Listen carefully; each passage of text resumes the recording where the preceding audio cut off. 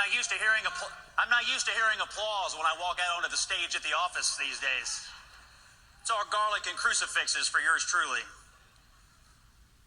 Or should I say, how do you do, fellow comrades? That's what they'll be saying in New York City soon enough, right? I'm not sure why people are mad at me on these cable panels all the time. I'm just a designated driver at a party where everybody else is trying to crash the country into a ditch. I don't know whether I'm the Caitlin Clark of CNN or she's the Scott Jennings of the WNBA. Either way, we take a lot of abuse, but we score a lot of points along the way. I actually admire her, but I don't get it. They finally found someone who can make a layup and sell tickets. And their reaction is, let's see how smart she is after we gouge her eyes out. The trick to being a good pundit, it's also good advice for life. Just tell the truth and keep smiling. You'd be shocked at how few people can do it. But I'm not here today to talk about cable news or basketball. I'm here to talk about something bigger, about what's happening in the heartland of America. I'm here to talk about the revolution of common sense. That's the title of my upcoming book, and the phrase is courtesy of Donald J. Trump. And I wrote it, absolutely. And I wrote it because half the country deserves a defense of perhaps the greatest opening 6 months of any presidential term ever. And because I am tired of mindless liberals telling me every night, any day now, you all are all going to regret your votes from last November. Does a single person in this hall wish you could hop in a hot tub time machine and go back to November and vote for Kamala Harris or that buffoon Tim Walz? Hell no. Ladies and gentlemen, this is what I voted for. This is what we voted for. I wrote this book because I'm tired of gender studies majors lecturing welders about economics. I'm tired of condescending garbage from a political party that cares more about dudes who want to be women than dudes who just want to be dudes. The truth of the matter is, in America, common sense is back. And it's not coming from the people who pump out the narratives and the BS.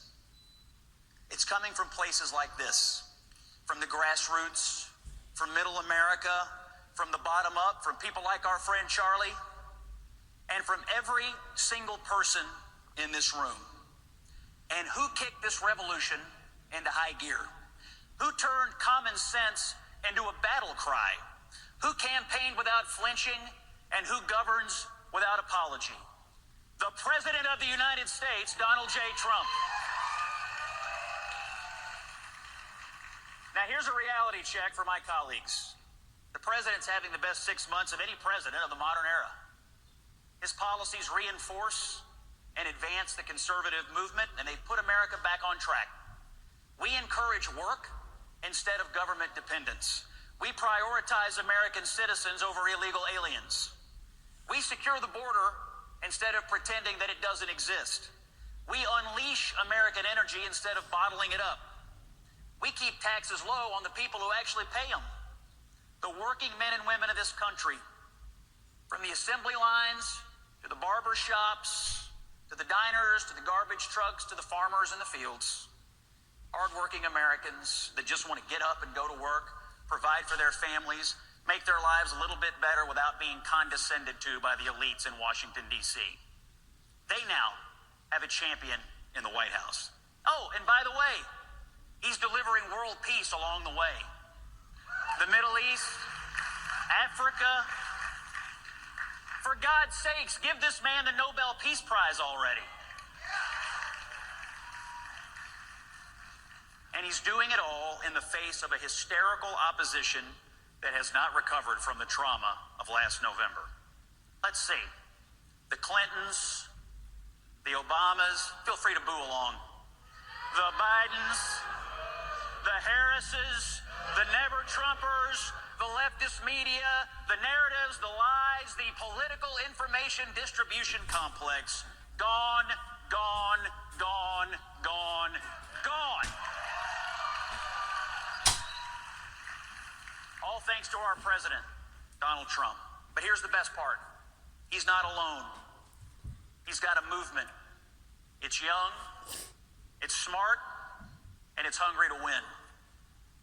Now, judging by the statements of some of my sparring partners lately, the left is panicked.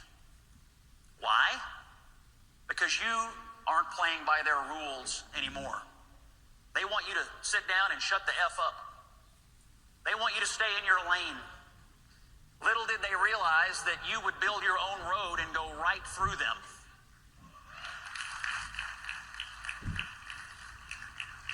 You all stand unapologetically for free speech in the places that they thought they owned.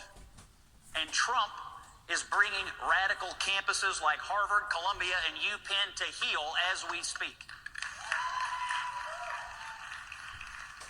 Now let me be blunt and give you a direct message. We cannot concede any ground, not an inch, not a campus, not a corporate hallway, not a school board, not a TV network, not a single corner of our culture will we concede.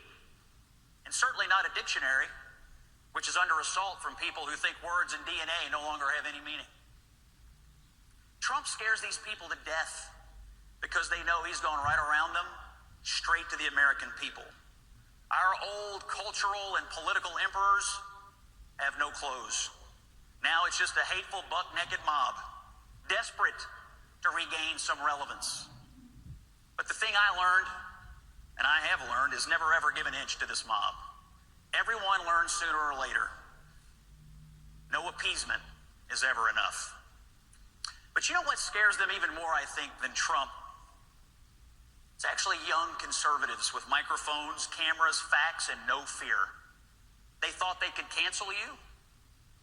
You fought back. They thought they could silence you. You got louder. They thought you'd eventually give in and give up. But it looks to me like you're just getting started. They thought when Trump was gone, their nightmare would be over. Nope.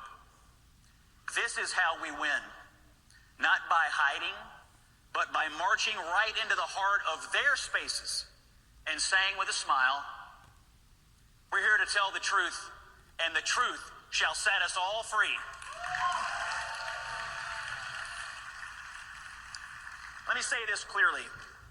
Western civilization is not a crime. It is a miracle from God. It is the worldview that gave us liberty, dignity, reason, beauty, and yes, our common sense. But it is under assault. The barbarians are at the gate. It's our job to defend it. You are the vanguard. You are the next chapter in this American story, the heirs to the Minutemen and the patriots who gave us this country in the first place. And with Donald Trump back in office, you have a president who believes in you. So, let's keep going. Let's fight for the dignity of work. Let's defend the necessity of borders. Let's stand up for women instead of deviling and devaluing them. Let's build a future that rewards truth and talent instead of identity politics. And let's remind every radical university president and professor, every smug pundit, every one of these free Palestine yahoos, every never-Trumper who threw in with the enemies of Western civilization, we're not going anywhere.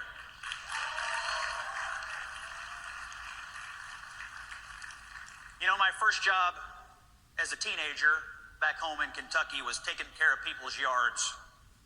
I'm still in that business over at CNN. Mowing down fake narratives, trimming the hedges of hysteria, planting the seeds of common sense. And friends, I can report to you today that business is good.